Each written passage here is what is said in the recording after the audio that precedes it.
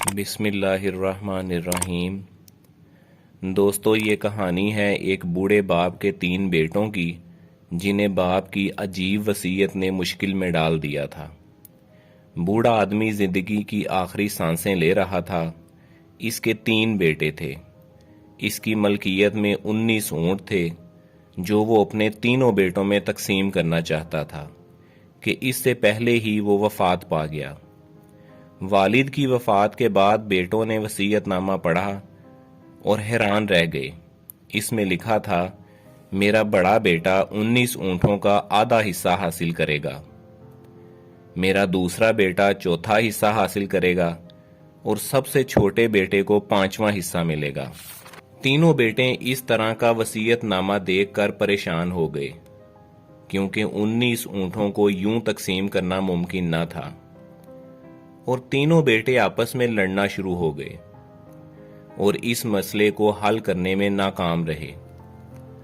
انہوں نے وصیت نامہ دوبارہ کھول کر غور سے پڑھا تو اس میں ایک کونے میں چھوٹے حروف میں لکھا تھا کہ اگر تم لوگوں کو وصیت نامہ سمجھ نہ آئے تو فلاں دانا عورت کے پاس جانا۔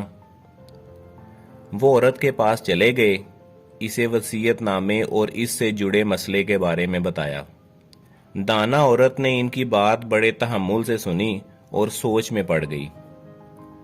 کچھ دیر سوچنے کے بعد وہ اٹھی اور اپنا ایک اونٹ لا کر 19 اونٹوں میں شامل کر دیا۔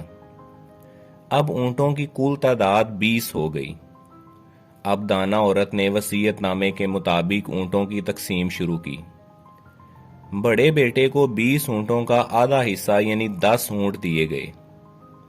دوسرے بیٹے کو 20 اونٹوں کا چوتھا حصہ یعنی 5 اونٹ دیے گئے، اور سب سے چھوٹے بیٹے کو 20 اونٹوں کا 5واں حصہ یعنی 4 اونٹ دیے گئے۔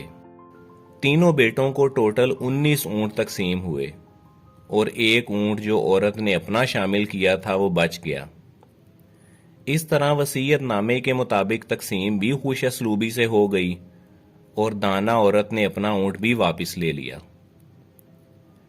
اس کہانی میں بوڑھے آدمی نے اپنے بیٹوں کو یہ سمجھانے کی کوشش کی ہے کہ میرے بعد مسائل کو مل بیٹھ کر سوچ سمجھ کر حل کرنا، نہ کہ لڑتے جھگڑتے رہنا۔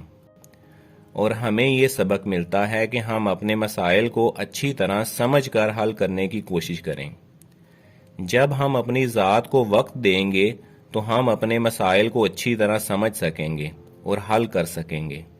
جیسے اونٹوں کی تقسیم ایک سادہ مسئلہ تھا، لیکن تینوں بھائیوں نے اس کو سمجھنے کی کوشش نہیں کی، اس لیے اس کا حل نہیں نکال سکے اور آپس میں لڑتے رہے۔ 20ویں اونٹ کا جو راز اس وصیت نامے میں چھپا تھا، وہ اس کو سمجھنے میں ناکام رہے۔